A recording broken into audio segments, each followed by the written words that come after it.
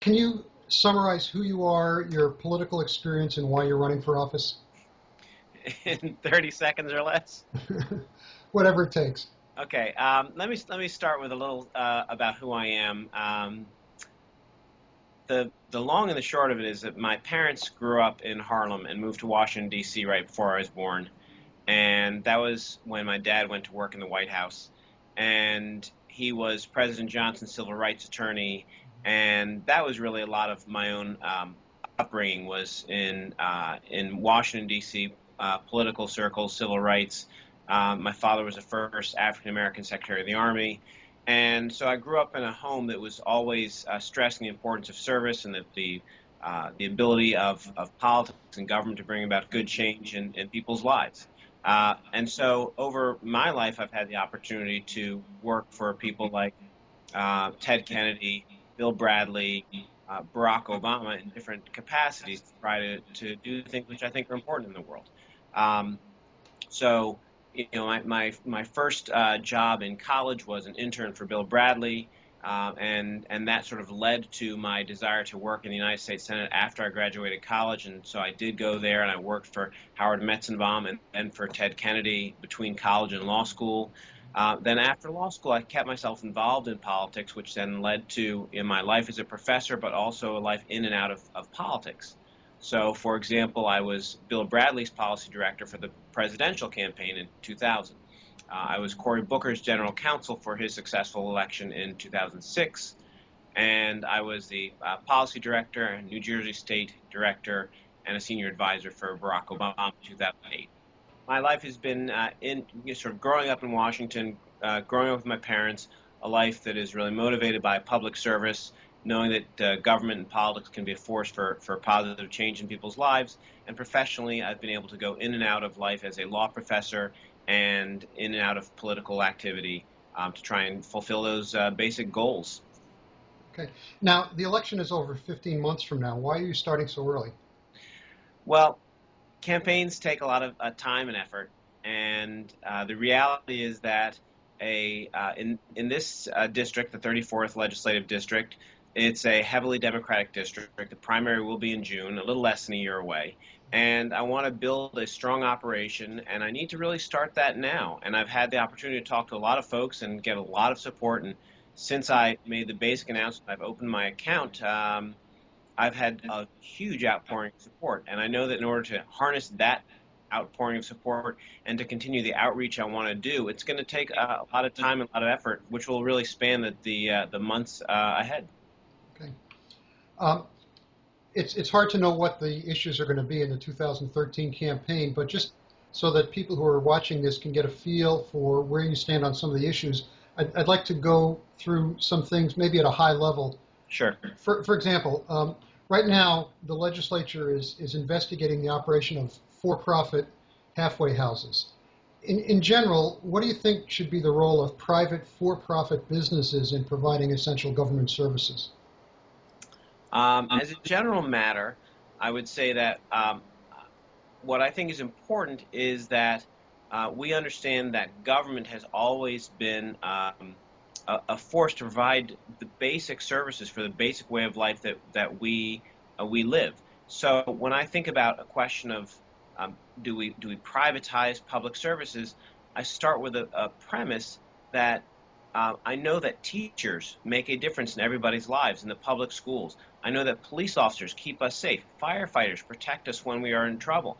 And on a national level, like an army and a navy, all these are government employees, and they are essential to how we live, to our quality of life. And if you look historically at interstate highway systems, electricity being just putting up lines, those are things the government has done to make sure we have good lives.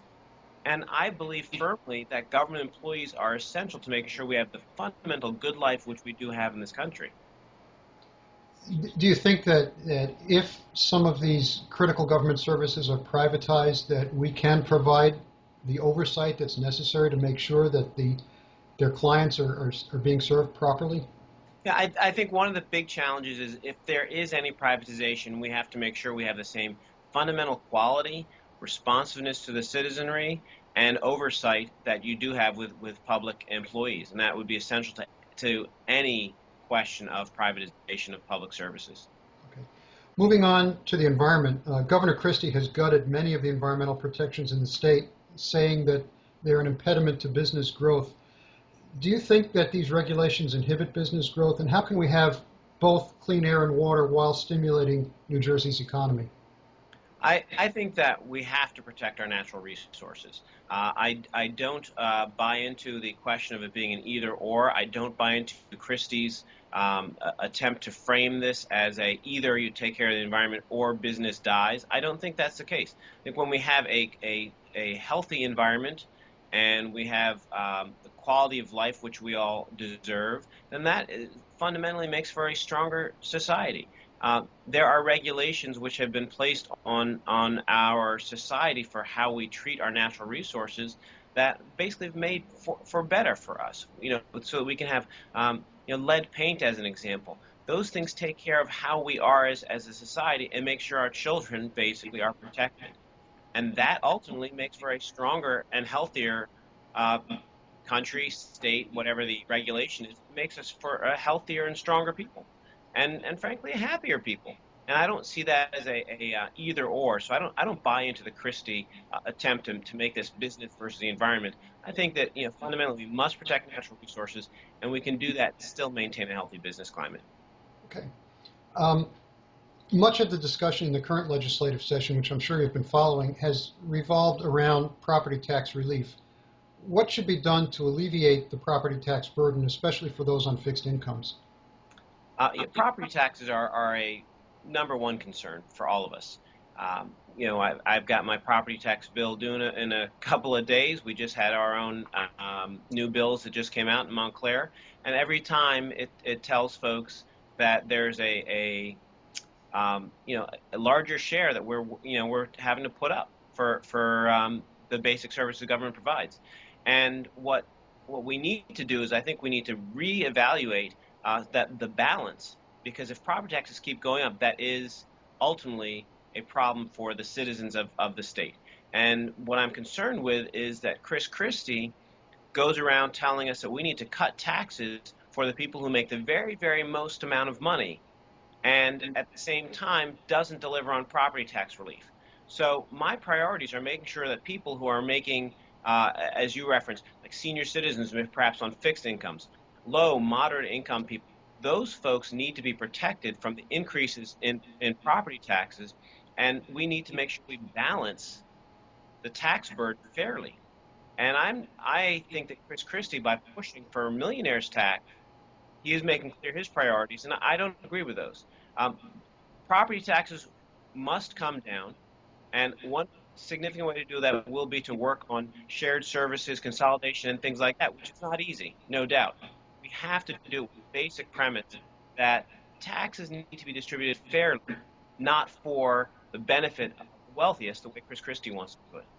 Okay, another economic issue in urban areas like Camden and Newark, they're unable to provide basic services like police and fire protection due to their financial difficulty, consequently, at best, requiring an influx of state dollars. What should the legislature do to help these urban areas become financially solvent and eventually self-sufficient? The crisis, certainly in terms of municipal budgets, is one that affects everybody. And I think that's, to me, the one starting point. We have to recognize that we are a state that where we all benefit from our growth. We all benefit from our strengths, and we all will suffer when we are hurting in our different communities. The legislature needs to make sure that our urban areas are thriving, and that will make sure that our suburban areas thrive, because we are connected. What is necessary is to make sure there's oversight, as has been established by the legislature, in terms of making sure that monies are spent wisely. But I think we are a state which has a great tradition of rich urban areas. You mentioned Newark.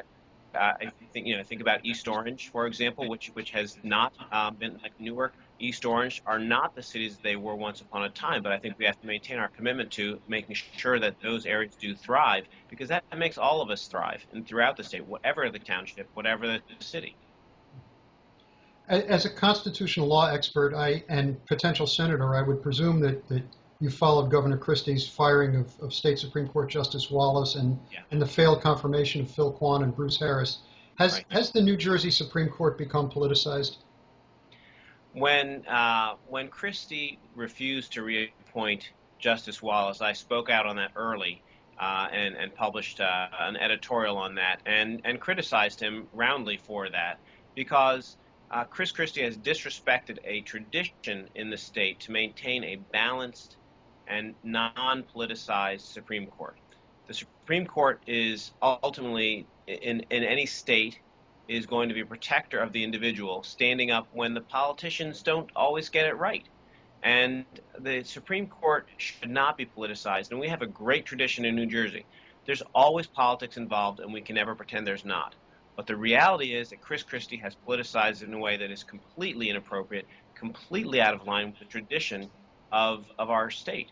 And I absolutely, as a constitutional law professor, and as hopefully a state senator one day, will try my best to make sure that we have a Supreme Court that is, in fact, a model for the nation, which it should be. Okay, moving on to politics in your campaign, Yeah. in order to get the Democratic nomination for state senate, and you will have a primary fight, you'll have to go up against the entrenched political machine. How do you plan on overcoming that challenge? Well, I've decided to take on this opportunity. I have for a long time thought about the best ways I can serve, and I think that I could do a very good job as a state senator. So what I've decided is I'm going to build my operation. I'm going to start to talk to people. I'm going to listen to what they have to say about what I should focus on. I'll do the fundraising. I'll build the staff. And what I hope is that I will build an operation and I'll build a movement that ultimately will be successful. I don't know who's running. I don't know what Nia Gill's plans are. I don't. I'm doing this based on what I'm hoping to do.